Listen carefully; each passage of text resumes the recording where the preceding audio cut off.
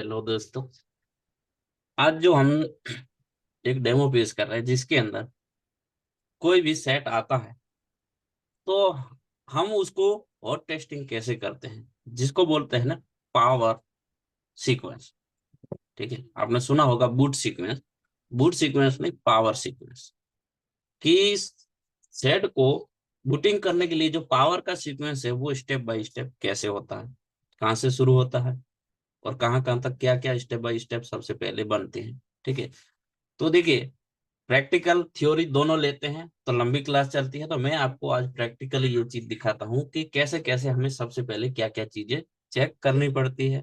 तो देखिए, sequence check करने के लिए कब सीक्वेंस चेक करते हैं पावर की सीक्वेंस, जब हमारे पास कोई भी बंद सेट आता है, ठीक है, डेड सेट आता है, उस कंडीशन में हम स्टेप बाय स्टेप उसको सीक्वेंस चेक करते हैं। तो उसके लिए सबसे पहले कुछ रिक्वायरमेंट रहती है, जो बेसिक काम रहते हैं कि आपको उसको डीसीपीएस डीसी पावर सप्लाई से कनेक्ट करके देख लेना है कि कोई ऑटो कंजप्शन ले रहा है नहीं ले रहा है। ठीक है, अगर नहीं ले रहा तो उसके बाद पावर ट्रिगर करने के बाद जो जो रीडिंग आती है उसके अकॉर्डिंग आप सेकेंडरी में आपको एक आइडिया मिलता है कि कहाँ पे फॉल्ट हो सकता है। ठीक है, तो वो अलग चीज है, लेकिन आपको शुरू से चेक करना है स्टेप बाय स्टेप कि सबसे पहले कौन सी वेल्टेज कैसे बनती है, उसके बाद कैसे बनती है, उसके बाद कैसे बनती है। ठीक है, तो सबसे पहले हम क्या करते हैं, वोल्टेज को चेक करने के लिए सेट के अंदर यूएसबी कनेक्ट करते हैं।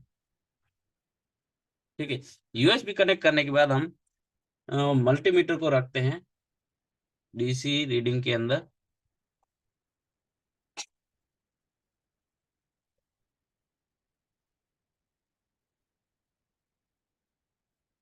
ठीक है, और सबसे पहले अगर देखें तो कौन सी वोल्टेज बनती है, प्राइमरी वोल्टेज बनती है, जिसको क्वालकॉम के अंदर किस नाम से जाना जाता है, वीपीएच के नाम से। वीपीएच कहाँ कहाँ पे बनाता है, तो जहाँ पे हमारा डीसी टू डीसी आईसी रहता है वहीं पे हमारा क्या बनता है, वीपीएच का वोल्टेज बनता है। वही आईसी स्विचिंग करती है और बोर्ड के अंदर जहां जहां पे उसकी रिक्वायरमेंट रहती है वीपीएच की, उन सब जगह पे भेजता है। ठीक है, तो पावर पावर आईसी यहाँ पे खुला हुआ है, पावर का सिल निकला हुआ है, तो वीपीएच पावर के पास भी आता है। ठीक है, तो हम डीसी टू डीसी को ना चेक करके हुए सीधा क्या करेंगे, यहाँ पे चेक करेंगे। ठीक है, और आपको पता नहीं है कि कहाँ पे है, तो उस कंडीशन में क्या है कि सबसे पहले आपका कंफर्म होना चाहिए कि आपके पास मॉडल कौन सा है। ठीक है, तो हमारे पास ये Xiaomi ब्रांड का एक मॉडल है जिसके अंदर पावर कहाँ पे है, तो इसके लेआउट में देखेंगे जो इसकी क्या है, कंपोनेंट का लोकेशन है। ठीक है, यहाँ ये कंपोनेंट की लोकेशन है, ये इसके एड्रेस है हर कंपोनेंट का। ठीक है, U1201 जो क्या है, इस पावर का एड्रेस नहीं है। ठीक है, तो इसको कॉपी करेंगे।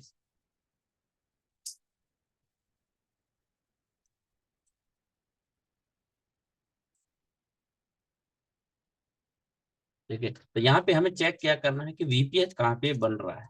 ठीक है, तो कोई ऐसी लाइन है, तो ये है हमारा कंट्रोल सेक्शन, कंट्रोल सेक्शन के अंदर हमारा वीपीएच आता है। ठीक है, तो इस कैपेसिटर पे हम चेक करेंगे कि C1317 नंबर का जो कैपेसिटर है ये कहाँ पे है, जो हमें लेआउट में बताएगा कि ये यहाँ पे।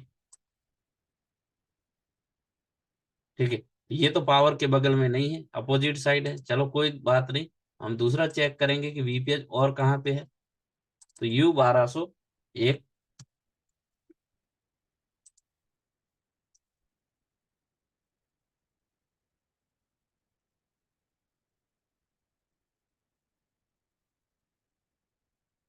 ठीक है, तो ये इसका पावर का क्या है, वीरेज वन, जिसको हम क्या बोलते हैं, बक सेक्शन। ठीक है, और बक सेक्शन की इनपुट रिक्वायरमेंट क्या है, बहुत बार हमने बताया भी है कि वीपीएच इसकी इनपुट रिक्वायरमेंट रहती है, जितने भी हमारी बक स्विचिंग होके आउट हो रही है उनकी इनपुट रिक्वायरमेंट हमारा वीपीएच रहता है। तो यहाँ पे हमें कोई ना कोई पैरेलल कंपोनेंट देखने को मिल जाता है। ठीक है, जैसे कि इस आईसी में हम देख पा रहे हैं, तो ये वाला जो है हमारा क्या है, वीपीएच। अब इस बोर्ड के अंदर वीपीएच बन रहा है या नहीं बन रहा है, तो हम सिंपल चेक कर सकते हैं यहाँ पे कि वीपीएच बन रहा है या नहीं बन रहा है। ठीक है, तो मल्टीमीटर अभी शो कर रहा है कि 3.197। ठीक है, 3.2 के इतना हमारा वीपीएच बन रहा है। ठीक है, तो ये वीपीएच अभी सही है, क्योंकि यहाँ पे बैटरी जो है वो क्या है, डिस्कनेक्ट है। ठीक है, नेक्स्ट इसके बाद वीपीएच बन रहा है, तो इसका मतलब क्या है कि हमारा प्राइमरी वोल्टेज जो है वो ओके है। तो नेक्स्ट हमें क्या चेक करनी पड़ती है, तो नेक्स्ट हमें जो चेक है, यहाँ पे जितने भी हमारे लगे हुए हैं इंडक्टर, ठीक है। यहाँ पे जितने भी हमारे इंडक्टर लगे हुए हैं, जिसको आप देखोगे तो 1 2 3 4 5 6 7, ठीक है, 7 इंडक्टर यहाँ पे लगे हुए हैं। तो ये किस सेक्शन में लगाए हुए रहते हैं? ज्यादातर सिंगल पावर के अंदर बक सेक्शन। ठीक है। तो बक सेक्शन के अंदर क्या क्या चीजें होती है? तो पूरी की पूरी सीपीयू की जो रिक्वायरमेंट वोल्टेज रहती है प्राइमरी, वो सारी चीजें सबसे पहले बनती है। और इसके अलावा पावर के खुद के विलेज 2 के लिए जो चाहिए हमारा हायर एलडी लोअर एलडी, वो भी हमारे बक सेक्शन के अंदर ही मिलता है। ठीक है। तो स्टेप बाय स्टेप हम क्या करेंगे कि बक हमारा बन रहा है या नहीं बन रहा है, किस कंडीशन में बन रहा है, किस इंडक्टर के ऊपर नहीं बन रहा है, तो फिर उस लाइन को हम ट्रेस करेंगे और देखेंगे कि वो किस के रिलेटेड वो है। ठीक है। तो सबसे पहले हम यहाँ से शुरुआत करते हैं और देखते हैं 1.3 और स्टेबल। ठीक है, कोई भी वेरिएशन नहीं है। नेक्स्ट इसके बाद देखते हैं 0.7 और स्टेबल। ठीक है, इसमें भी क्या है? 0.7 और स्टेबल।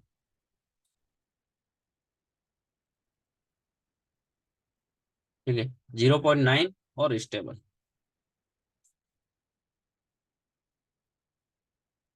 0.8 और स्टेबल। ठीक है, और इसमें नहीं बन रहा।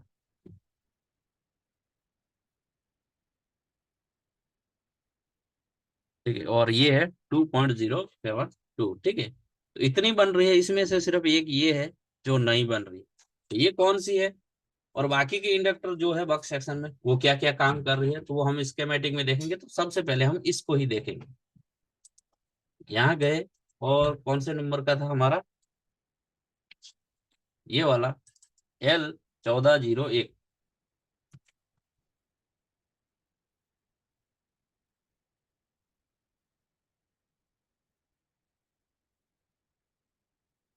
ठीक है, जो इसकी S1 की लाइन है, 0.8265 की ये लाइन बननी चाहिए। ठीक है, किसके लिए है? अगर देखेंगे तो ये बक किसके अंदर जाती है? सीपीयू के अंदर। ठीक है, और सीपीयू के कौन से सेक्शन में जा रही है? VDD modem. ठीक है, तो मॉडम की वोल्टेज जो है नहीं बनती है यहाँ पे, पता है ना? मॉडम की वोल्टेज हमारी सिम लगने के बाद या सेकंड लोगों के बाद बनती है। ठीक है, तो ओके है, कोई दिक्कत नहीं। अब जो दूसरी चीज है कि यहाँ पे ये बन रही थी, ठीक है, L1404।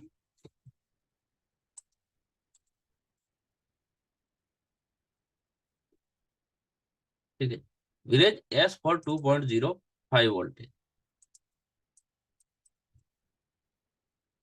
ठीक है, ये तो पीएम के अंदर वापस है, और यहाँ से निकली हुई लाइन है, और वापस हमारी पीएम के अंदर। ठीक है, और ये भी पीएम के अंदर है। इसके अलावा सीपीयू के अंदर ये नहीं जा रही। ठीक है, तो सीपीयू में जो नहीं ले जाती वो कौन सी रहती है? Higher LDO and lower LDO ज्यादातर नहीं जाता। हायर एलडीओ ज्यादातर नहीं जाता, लोअर एलडीओ किसी किसी सीपीयू के अंदर इनपुट रिक्वायरमेंट रहती है। ठीक है, तो ये है 2.05, जो क्या है हमारा हायर एलडीओ। ठीक है, जो बन रहा है। इसके बाद नेक्स्ट L1402।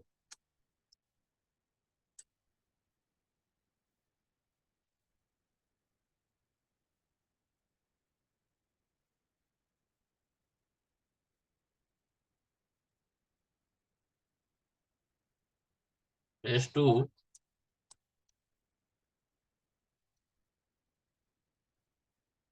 ठीक है, तो कौन से विभाग में जा रही है? ये जा रही कोर विभाग। ओके, सीपीयू को एक्टिव करने के लिए सबसे पहले कोर की वोल्टेज। तो उसी तरीके से जहाँ पे जितनी भी बक है, जो हमने देखी है कि बक सेक्शन में जितने भी इंडक्टर लगे हैं उन सब में बन रहा है। ठीक है, अब एक में नहीं बन रहा था, तो इसको हमें कंफर्म करना पड़ता कि कौन से सीपीयू के अंदर कौन से सेक्शन के रिलेटेड। ठीक है, अगर बक सारी स्टेबल है तो नेक्स्ट हमारा क्या बनता है कि ये सेकेंडरी पावर का हमारा फर्स्ट वाला जो सेक्शन है ये ओके, समझ रहे हो? इसके बाद होती है हमारी सेकंड वोल्टेज। ठीक है, जिसको विरेज की वोल्टेज बोला जाता है, LDO2 की वोल्टेज बोला जाता है। उसके अंदर हम क्या क्या चेक कर सकते हैं? ठीक है, तो देखिए दोस्तों, यहाँ पे अगर हम देखेंगे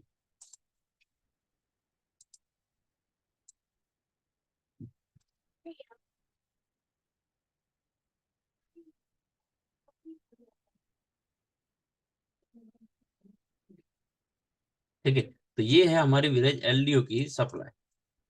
ठीक है, बक बन रहा है, इसका मतलब क्या है कि पावर के अंदर स्विचिंग हो रही है और बक की सारी सप्लाई बन रही है। ठीक है, नेक्स्ट इसके बाद जो है एलडीओ टू विलेज टू की जो लाइन है वो बनती है। ठीक है, और उसमें भी देखिए इस पावर आईसी की कितनी है, L23, 23 लाइनें ये जनरेट करके छोटी छोटी भेजती है, जो सारे बोर्ड में घूमती रहती है। ठीक है, और इनको बनने के लिए क्या चाहिए, वीपीएच पावर 2.05, 1.225 और 1.225। ठीक है, लोअर एलडीओ, हायर एलडीओ और वीपीएच।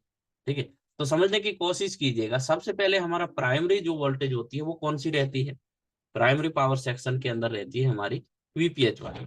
ठीक है, अगर वीपीएच ओके बन रहा है तो वीपीएच किसको बना रहा है, बाकी की जितनी भी हमारी पावर के अंदर लगी हुई है बक सेक्शन के इंडक्टर, वहां पे स्विचिंग होके बक की सप्लाई बनती है। ठीक है, तो वो सेकंड स्टेप हो गया। अब वो किसके लिए बनता है, ठीक है, तो देखिए वीपीएस जो बनता है वो किसके लिए बनता है, सबसे पहले पावर के अंदर जाने के लिए, और उसके अलावा जहां जहां पे उसकी रिक्वायरमेंट है वीपीएस की उन सब जगह पे जाता है। ठीक है, और स्पेशली पावर सीक्वेंस की बात करें तो वीपीएस बन के पावर के अंदर आता है। तो पावर से क्या बनता है हमारा, बक बनता है। ठीक है, बक बनता है तो बक बनना चाहिए। ठीक है, मॉडेम के अलावा बननी चाहिए बक। तो वो क्या होती है कि सीपीयू के लिए बनती है। बक जो भी बनती है वो किसके लिए बनती है, सीपीयू के लिए बनती है। ठीक है, सीपीयू को एक्टिव करने के लिए।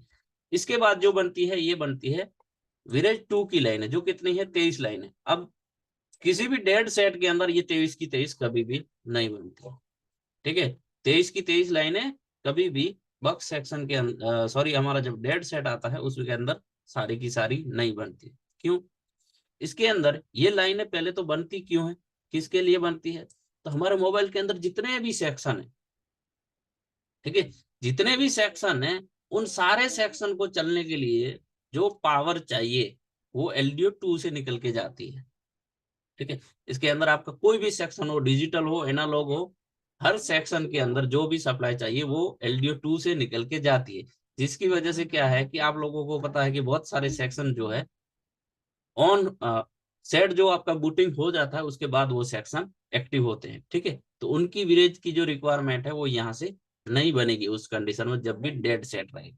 तो हमारे पास आता है तो सीक्वेंस वाइज हम कैसे चेक कर सकते हैं, तो कुछ डिफॉल्ट जो सप्लाई की रिक्वायरमेंट रहती है, जैसे कि सीपीयू के अंदर जो भी जा रहे हैं, हमारी रैम के लिए जो भी है, हमारा जो भी स्टोरेज लगा हुआ है उसकी जो भी सप्लाई है, तो वो सारी सप्लाई जो है हमारी विलेज एलडीओ टू से बननी चाहिए। ठीक है, तो कौन कौन सी होती है, तो सबसे पहले अगर डिजिटल सेक्शन के लिए जो भी बनती है वो बनती है हमारी 1.8 की। ठीक है, और कौन सी 1.8 होती है, तो डिफॉल्ट ऑन वाली, जो बोर्ड के अंदर बहुत सारी जगह पे जाती है। ठीक है, जैसे कि हम देख रहे हैं यहाँ पे ये है जो सबसे ज्यादा पेज के ऊपर दौड़ रही है, 1.8। ठीक है, तो इसका जो भी कंपोनेंट रहेगा उसके ऊपर हम चेक कर सकते हैं। ठीक है, तो ये बोर्ड में जहां जहां पे चाहिए सब जगह पे डिफॉल्ट ऑन की सप्लाई जाएगी। ठीक है, तो यहाँ पे इसका कोई एक कंपोनेंट रहेगा जिसको हम पकड़ेंगे,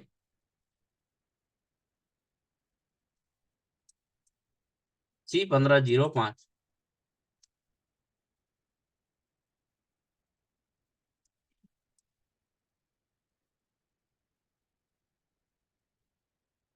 ठीक है, जो अपोजिट साइड है, तो हम बोर्ड को बाहर निकलना पड़ेगा इस कंडीशन में हमें।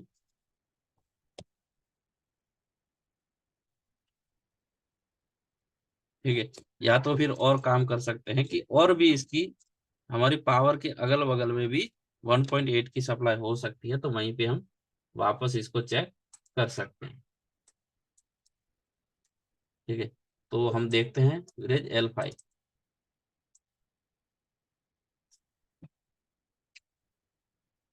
बैक लाइट ड्राइवर का हमारा ये जो प्रोटोकॉल है उसके R1611 रजिस्टर पे होगा।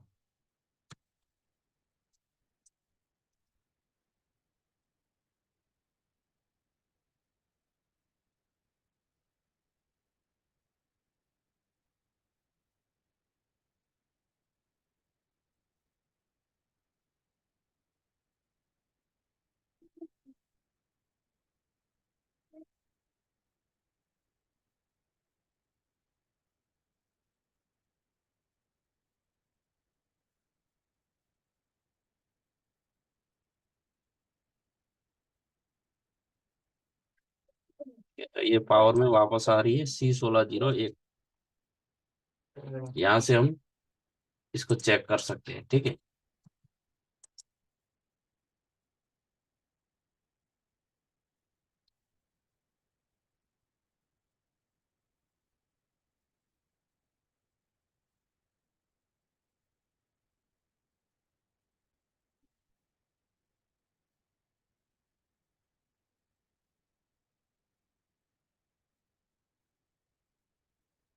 ठीक है, 1.79, ठीक, मतलब ये 1.8 बन रही है, ठीक है। नेक्स्ट इसके बाद जो हमें चाहिए, जैसे जो भी हमारा स्टोरेज लगा हुआ है, ठीक है, तो स्टोरेज यहाँ पे क्या यूज है।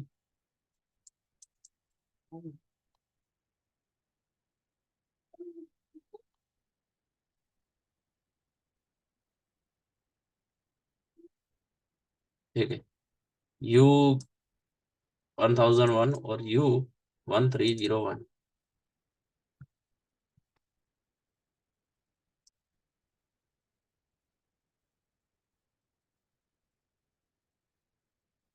ठीक है, सही है। तो इसको क्या चाहिए, 1.8 जो हमारा बन रहा है, जो अभी हमने चेक किया, ठीक है। इसके बाद विलेज L2 1.8, जो किसका है, रैम का पावर है, ठीक है। फिर ये भी हमारी VDDQ 1.2 रैम की है, ठीक है। नेक्स्ट यहाँ पे देखेंगे तो क्या है, विलेज L8 2.9, ठीक है, और विलेज L5 1.8, ठीक है, जो अभी हमने चेक किया है। तो ये किसका है, एमएमसी की पावर है। तो एमएमसी की पावर में और जो दूसरा है वो हमें अभी चेक करना है, विलेज L8 2.9।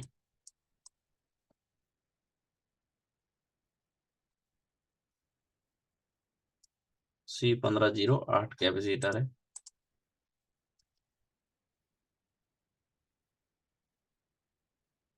ठीक है। तो पावर आईसी के जस्ट ऊपर कोने में लगा हुआ है।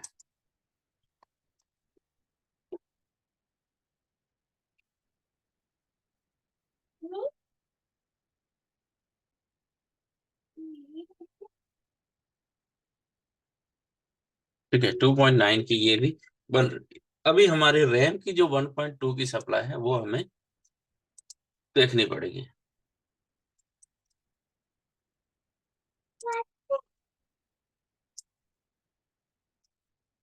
ठीक है, उसमें भी हमारी डिफॉल्ट जा रही है रैम के अंदर। तो नेक्स्ट हमारी 1.2 जो है VDDQ की सप्लाई चेक करनी पड़ती है। ठीक है, विलेज L2 1.2।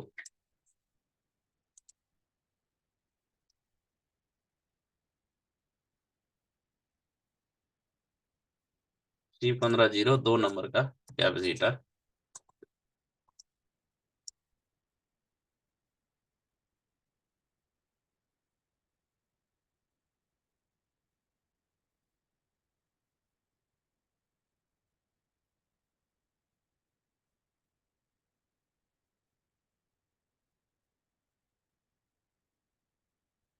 ठीक है, 1.2 ये भी बन रही है। मतलब सीपीयू को एक्टिव होने के लिए बक सेक्शन ओके है, इसके साथ जो भी डाटा लेन देन करने के लिए रैम रोम है, उनके लिए भी सप्लाई जो है ओके है, ठीक है। तो यहाँ तक पावर का जो सीक्वेंस है वो ओके है, ठीक है। अब इसके अलावा क्या होता है कि कुछ चीज की सीक्वेंस चीजें होती है, ठीक है। क्या होता है कि अगर हमारा ये क्वालकॉम वाला है, तो इससे क्या निकलेगा, सारी वोल्टेज अगर ये प्रॉपर काम कर रही है, तो नेक्स्ट इसके बाद ये जनरेट करती है लास्ट में एक रीसेट, ठीक है, जो किसके, इसके कंट्रोल सेक्शन में देखने को मिलेगा। ओके, ठीक है, तो ये इसका कंट्रोल सेक्शन है, तो यहाँ से इसकी निकलेगी पावर ऑन रीसेट। ठीक है, किसके अंदर आ रही है, तो U1001 जो हमारा सीपीयू उसके अंदर, ठीक है। और U1101 जो हमारा पीएमआई है उसके अंदर, ठीक है। तो यहाँ से कोई कंपोनेंट नहीं है, लेकिन ये कंपोनेंट हम देखने की कोशिश करेंगे, अगर इस साइड रहेगा तो इसको चेक करेंगे।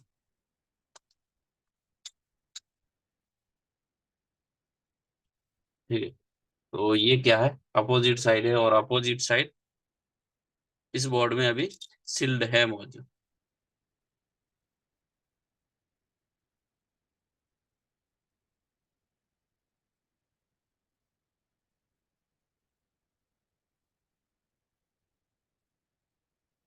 ठीक है।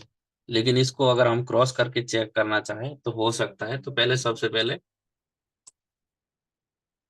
तीसरे नंबर का C401 हमारा जो कैपेसिटर है वो हमारा है पी ऑन रीसेट का। ठीक है। और इस तरीके से जब भी चेक करते हैं तो थोड़ा केयरफुल करना, ग्राउंड के साथ अगर अटैच हो जाता है तो आपको यूएसबी निकाल देना है। ठीक है। नहीं तो आगे की जो भी चेकिंग करोगे वो आपको सही से नहीं मिलेगी। ठीक है। 1.8 जो है ये भी मिल रहा है।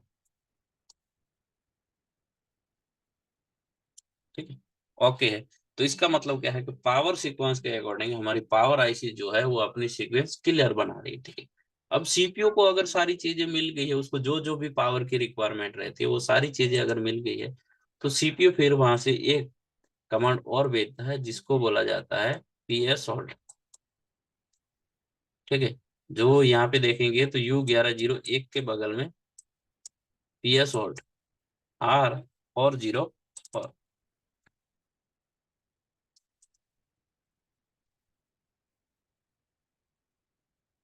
ठीक है। वो भी कहाँ है? सीपीयू की साइड है। ठीक है। तो इसको भी हम चेक कर लेते हैं।